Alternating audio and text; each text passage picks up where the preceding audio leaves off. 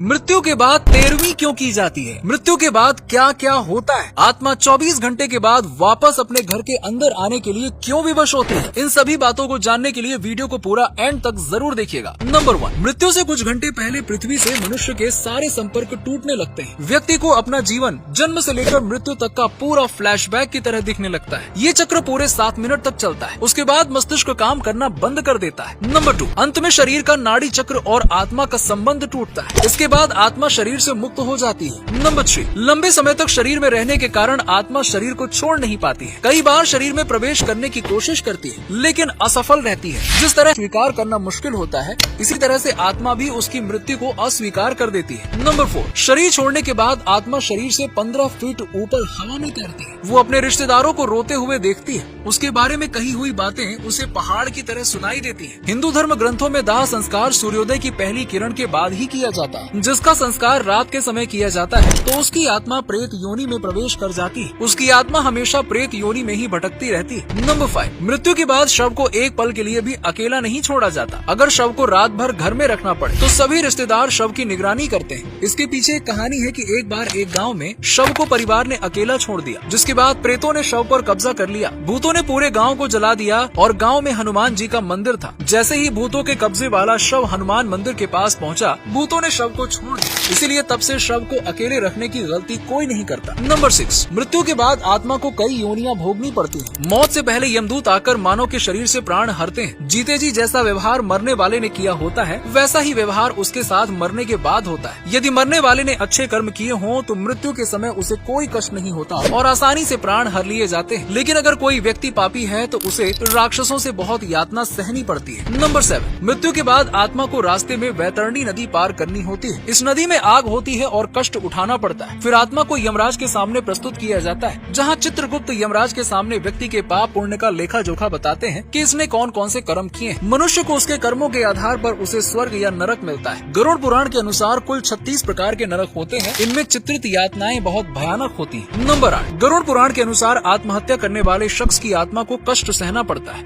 उसने जीवन के नियत समय से पहले ही प्राण त्यागे होते हैं। ये शरीर हमारा नहीं बल्कि एक किराए का घर है। इस शरीर को धारण कर जीवन दुनिया में आता है। अब आत्मा शरीर को छोड़ती है तो मानव शरीर जो पंच तत्वों से बना है और अंत में पंच तत्वों में विलीन हो जाता है। नंबर 9, मौत के 13 दिन बाद तक आत्मा अपने लोक में पहुंचती है। गरुड़ पुराण के अनुसार इन 13 दिनों बाद घर से आत्मा का मोह और वास खत्म हो जाता है। साथ ही साथ घर को 13 दिन बाद शुद्धि मिलती है। इसीलिए मृत्यु के 13 दिन बाद 13वीं मनाई जाती है। तो दोस्तों, आपको हमारा ये वीडियो कैसा लगा कमेंट सेक्शन में कमेंट करके जरूर बताइए।